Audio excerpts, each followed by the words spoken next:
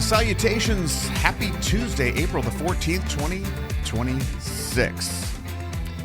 Not about where you are, but here, it feels like summer's arrived today. It's so crazy what a day, what a difference a day can make. We are going to be in the mid 80s today, then upper 80s, almost 90 degrees the next 2 days. And then it'll drop back down to a more reasonable temperature. But I'm kind of excited. I'm excited to be a little bit too warm. So we'll see how it goes. It might rain as well, so it could be a bit of a sauna. But boy, day to day, it's just so wild. The swings are wild. So anyway, here we are. But I woke up and I went, man, it is not cold today, which was cool. Now, for the trivia that you didn't know you couldn't live without, well, did you know that Noah Webster's American Dictionary of the English language was printed on this day in 1828? And for those of you cereal lovers out there, John Harvey Kellogg patented the process to make cornflakes on this day in 1896. So a momentous day. I will also add that today was also the anniversary of the day that the Titanic hit that fateful iceberg in 1912 on this day. So what is that, 124 years ago now? And people are as fascinated as they've ever been with the Titanic. And we've found the Titanic. We've endless movies and documentaries about the Titanic. But there's something about that story that just continues to resonate and hit people. I think, just imagining yourself on any kind of massive ship or plane or anything, and it goes down, especially one that was gilded and for the very wealthy and non-wealthy, but it had royalty essentially, or it had the aristocrats on it along with everybody else. I think it's sort of that's also a piece of it that, that people don't talk about usually explicitly, but I think it's like the equalizing effect of that it to some degree didn't matter your status. You were in danger and you were dead, most likely. I mean, some people survived, but a lot of people didn't. So in this gilded age now, I think those stories tend to resonate as well. We are all on a boat together, whether you realize it or not. So we better make decisions that help all of us. All right. So what do we got today?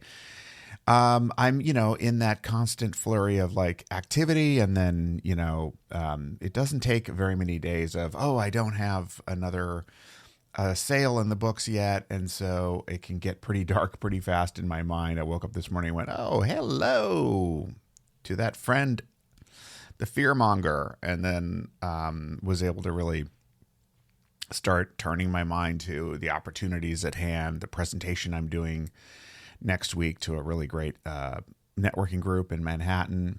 I'll be in the Flatiron district, I think, next week. I've got some really great meetings this week as well. So just lots of opportunity and the fear, the anxiety, the fear, the ups and downs, it's just all part of it, I guess. I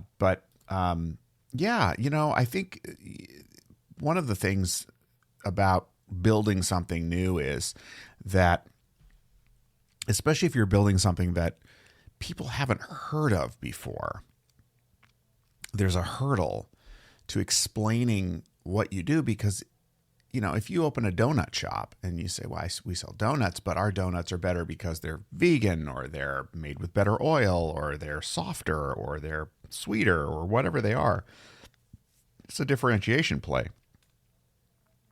But if you're offering something that kind of walks a line, like in my case, it's leadership development, but it's with it's using media to develop. It's using video. It's using a hybrid of sort of coaching, facilitation, partnership, media creation.